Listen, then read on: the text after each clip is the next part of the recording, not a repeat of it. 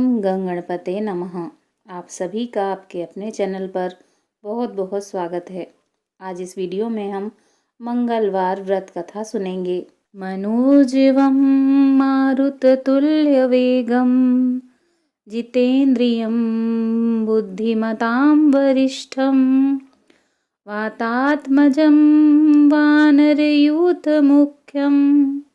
श्रीरामदूतं शरणं प्रपद्ये। एक समय की बात है, एक ब्राह्मण दंपति की कोई संतान नहीं थी, जिस कारण वह बेहद दुखी थे। एक समय ब्राह्मण वन में हनुमान जी की पूजा के लिए गया। वहाँ उसने पूजा के साथ महावीर बजरंगबली जी से एक पुत्र की कामना की।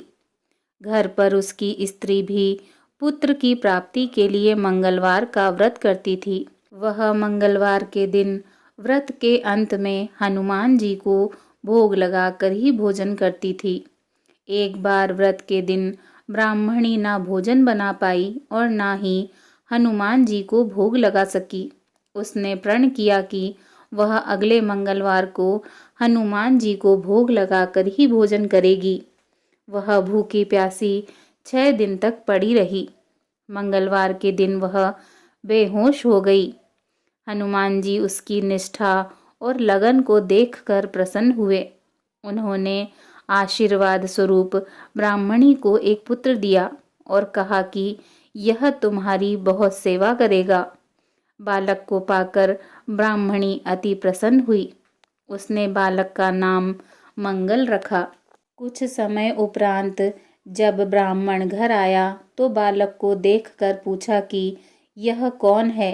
पत्नी बोली कि मंगलवार व्रत से प्रसन्न होकर हनुमान जी ने उसे यह बालक दिया है। ब्राह्मण को अपनी पत्नी की बात पर विश्वास नहीं हुआ। एक दिन मौका देखकर ब्राह्मण ने बालक को कुएं में गिरा दिया। घर पर लौटने पर ब्राह्मणी ने पूछा कि मंगल कहाँ है।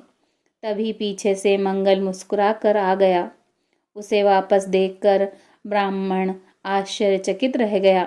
रात को हनुमान जी ने उसे सपने में दर्शन दिए और बताया कि यह पुत्र उसे उन्होंने ही दिया है। ब्राह्मण सत्य जानकर बहुत खुश हुआ। इसके बाद ब्राह्मण दंपति प्रत्येक मंगलवार को व्रत रखने लगे।